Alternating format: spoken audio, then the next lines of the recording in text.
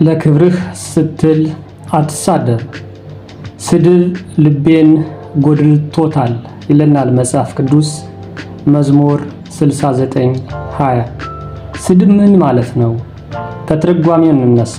ስድብ ስንል ውስን የሆኑ ቃላትን ባሉታዊነት እንድንሞላ የሚያደርጉንን ስሜታዊ ተጽዕኖ የሚያመጡ እርም ወይም ታቡ የሆኑ ቃላትን መጠቀምን ያመለክታል። ዘመናዊ ሰው ነኝ ብለህ ልታስብ ትችላለህ። ከጊዜው ጋር ሂያጅ ነኝ ልትል ትችላለህ። ቤት ላይ የቃላት አባ ዘራፍ ልትሆን ትችላለህ። እባክህ ግን ከስራ ቦታ ላይ አትሳደብ። የስድብ ሱስ ካለብህ የሆነ ስህተት ሲፈጠር ትሳደባለህ። በስልክ ትሳደባለህ፣ በደንበኞች ፊት ትሳደባለህ፣ ደንበኞችን ትሳደባለህ፣ ሃይማኖተኞችን ትሳደባለህ፣ ፖለቲከኞች ትሳደባለህ። ምን የሚቀርህ አለ? ሁሉ ጋር ግን ተሰዳድበህ ተጣልተህ ትችለዋለህ? ምክንያቱም ስድብ በተለይ ስራ ቦታ ላይ ሙያተኛን ዝቅ ያደርጋል፣ ግንኙነትን ያወድማል፣ ለስነ ምግባር ቅጣት ራሱ ሊዳርግ ይችላል። እስኪ የተወሰኑ ነጥቦችን ሰፋ አድርገን ለመመልከት እንሞክር። አንደኛ፣ ከሙያ አንጻር መሳደብ ተአማኒነትን ያበላሻል። የሥራ ባልደረቦችህ እና ተቆጣጣሪዎችህ በተደጋጋሚ እንደምትሳደብ ቢገነዘቡ የብስለት ችግር እንዳለብህ እንዲሁ ደግሞ ራሱን መቆጣጠር የማይችል የማትረባ ሰው አድርገው ሊቆጥሩ ይችላሉ። ኃላፊ ዝም ብሎ የሚዘልፍ ከሆነ ክብር መስጠትን ታቆማለህ።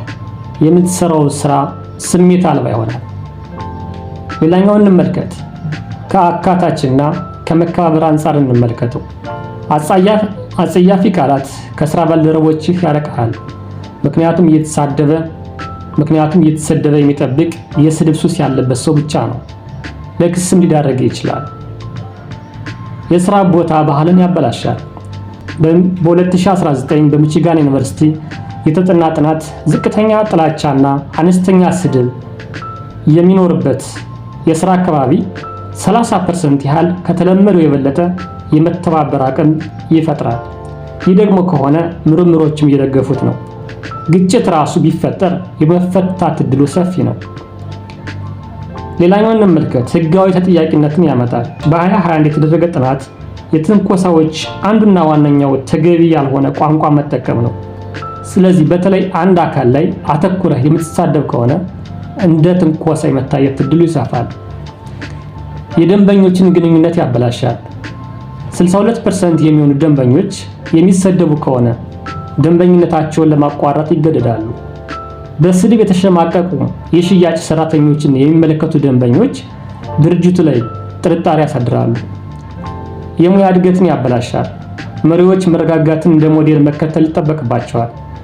መሳደብን የሚያስወግዱ የሥራ አስፈጻሚዎች 40% የበለጠ እንደ ብቁ መሪ የመታየት እድላቸው ይሰፋል። አመሰግናለሁ።